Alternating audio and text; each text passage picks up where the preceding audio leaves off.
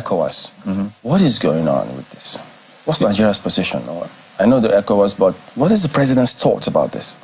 Thank you very much. So, of course, our president is the chairman of the ECOWAS Authority of Heads of State and Government, and his position is the consensus position of ECOWAS. All of the heads of state agreeing to the common position and consensus that all options must remain on the table to ensure that there is a restoration of the constitutional order in Niger Republic.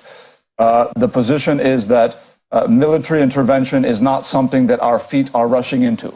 It is not something that we are going to wake up tomorrow morning and declare, a war on a neighbor. It is something that is on the table as a means of last resort. The president has been open to the fact that this is a means of last resort and not the next step.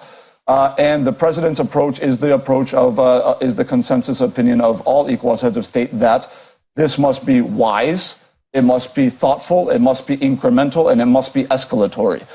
We have seen the escalating costs on the economy of the Niger Republic.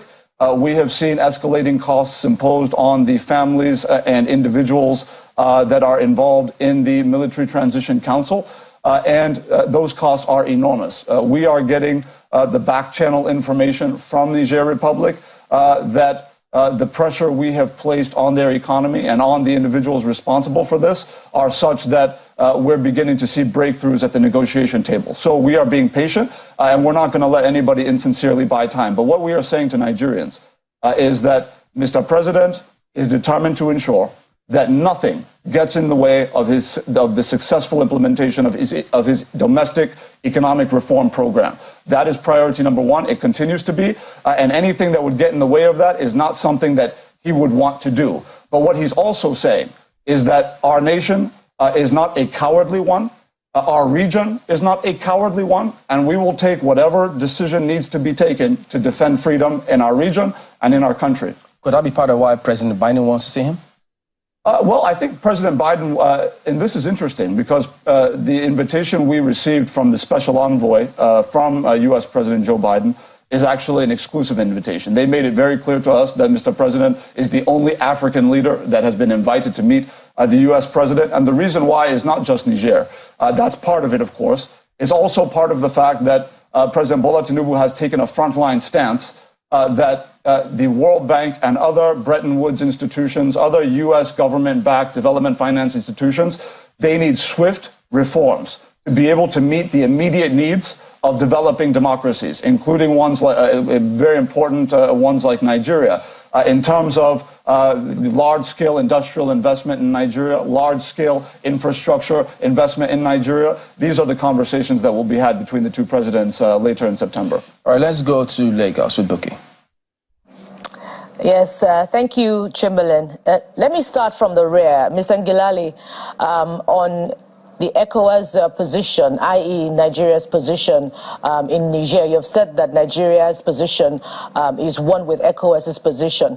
But videos have come in, particularly over the weekend, about the implications of the sanctions. We have seen either it's on the Benin Republic border, trucks and trucks, long line of trucks of businesses of West Africans who are merged there. Some of them have run out of money.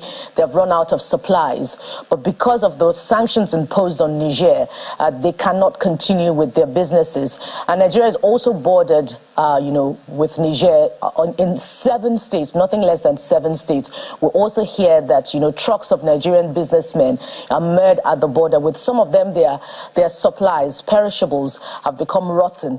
I wonder if these videos have come to the notice of the president, and how concerned is he about them? I have not had a conversation within the last 24 hours with the president on this, whether or not he's seen the video. But what I can say authoritatively is that His Excellency, Mr. President, is very much concerned about the need to uphold the humanitarian obligations of not just the Nigerian state, but that of ECOWAS as well. Conversations are ongoing to ensure that the activities that would be hurting, ordinary citizens of Niger Republic are minimized to the greatest extent possible with respect to the application of sanctions. We've been very clear in our position, not just as ECOWAS, but as a nation, that we are not in conflict in any way with the great people and citizenry of Niger Republic. This is a conflict with a narrow group of a handful of individuals who essentially have forcefully taken power and taken a democratically elected president of a country hostage with his family to secure power for themselves.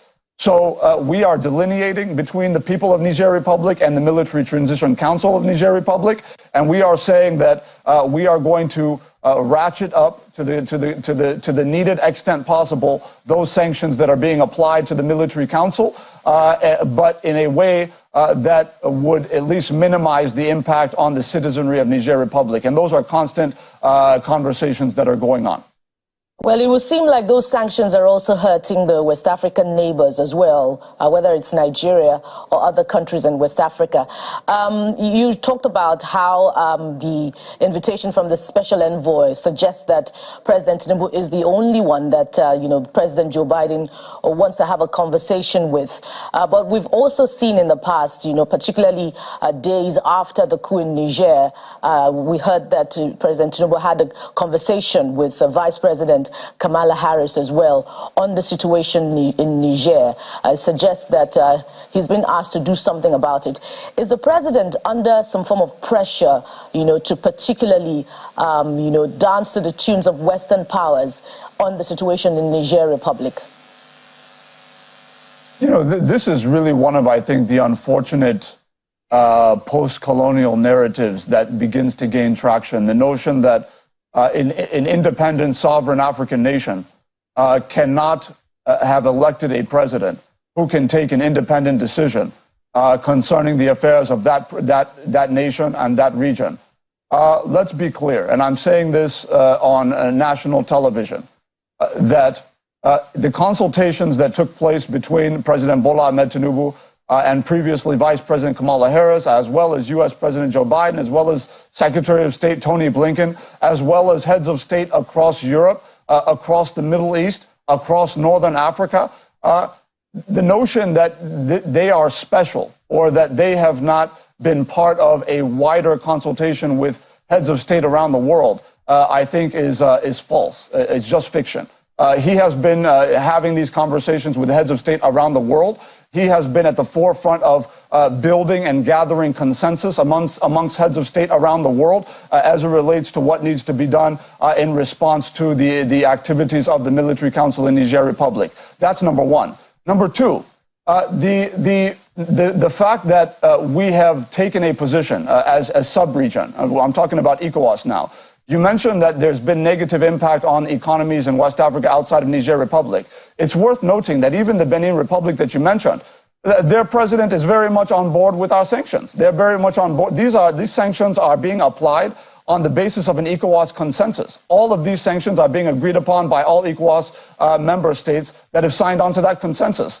So everybody is on board with that in terms of the West African sub-region. But our focus is making sure that we continue to build consensus behind our position so that we are operating from a position of strength rather than a position of weakness with respect to the defense of freedom on our continent.